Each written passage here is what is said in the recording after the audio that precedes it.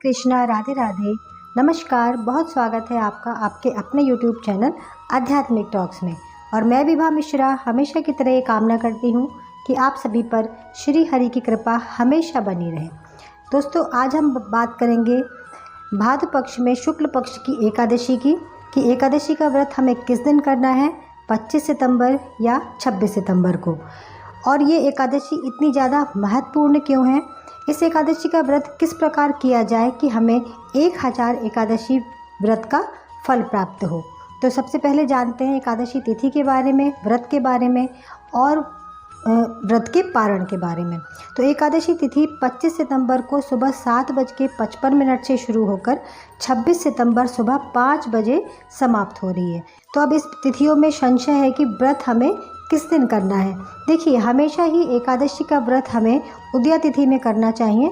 जो एकादशी दशमी को छूती है वो एकादशी हमें नहीं करनी चाहिए। इसीलिए 26 तारीख को एकादशी का व्रत किया जाएगा। इसका दूसरा कारण भी है, इस बार जो द्वादशी पड़ेगी उसे वामन द्वादशी भी कहा जाता है। ये द्वादशी बहुत महत्वपूर्ण मानी जाती है क्योंकि इसी दिन भगवान श्री हरि के 10 अवतारों में से जो वामन अवतार था उस दिन उनका प्राकट्य हुआ था। तो ये द्वादशी जो एकादशी मिश्रित द्वादशी है, इसका फल बहुत ज़्यादा है। इसीलिए एकादशी का व्रत हम द्वादशी में मिश्रित रख रहे हैं 26 तारीख को।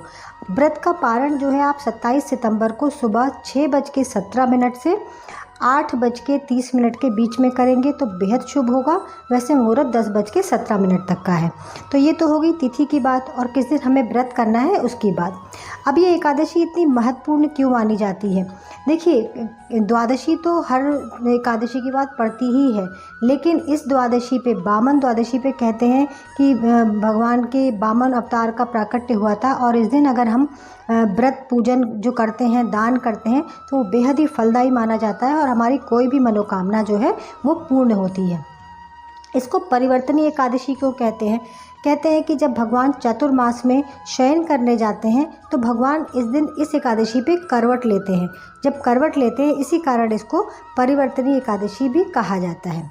इस एकादशी का महत्व इसलिए है, माना जाता है कि यदि आपको कोई भी अपने जीवन में संकट है, आप परिवर्तन चाहते हैं, आप अपने जीवन में आर्थिक तंगी से अगर मजबूर हैं, आर्थिक तंगी से परेशान हैं, तो कहा जाता है कि इस एकादशी पर यदि 12 बजे तक निर्जला व्रत लिया जाए, उसके बाद आप एकादशी व्रत का प्रसाद लेकर, फल लेकर, जल लेकर व्रत को कर सकते हैं, तो भी हमें 1000 एकादशी व्रत रखने का फल प्राप्त होता है और हमारे जीवन की जो समस्याएं हैं वो भी ख़त्म हो जाती हैं।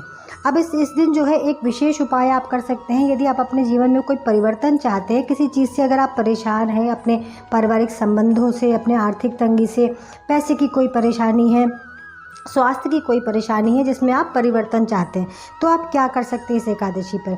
इस एकादशी पर आप जो है सूर्योदय से पहले, एकादशी में वैसे भी जागना होता है, सूर्योदय से पहले उठकर आप स्नान करें। तो स्नान जो है खाली जल से एकादशी पे नहीं किया जाता, उसमें गंगा जल डालकर, इत्र डालकर, चुटकी भर हल्दी डालकर जो है गंगा माता का स्मरण करके आप स्नान करिए। एकादशी के दिन आप जो है, आपके पास यदि लड्डू गोपाल जी का विग्रह है या श्रीहरि का कोई विग्रह है, शालिग्राम जी हैं, तो उनका अभिषेक कराइए और उनको पीले वस्त्र धारण कराइए। और हो सके तो आप भी पीले वस्त्र धारण करिए, भगवान को पीले फूल की माला अर्पण करिए, पीली मिठाई का भोग लगाइए और केले का भोग अवश्य लगाइए। उसके बाद आप भगवान से अपने जीवन का जो भी परिवर्तन है, जो भी परेशानी है, वो उनके सामने कहिए। कहते हैं कि 1 साल के अंदर में दूसरी परिवर्तनीय एकादशी आने से पहले आपके जीवन में जो परेशानी है उसमें परिवर्तन आता ही आता है। तो इस प्रकार आप इस एकादशी का फल प्राप्त कर सकते हैं। यदि आपको मेरी जानकारी पसंद आई, आप मेरे चैनल पर पहली बार हैं, तो चैनल को सब्सक्राइब ज़रूर कीजिएगा। कमेंट में हमेशा की तरह आप राधे राधे लिख सकते हैं और सभी को ये जानकारी शेयर कीजिएगा।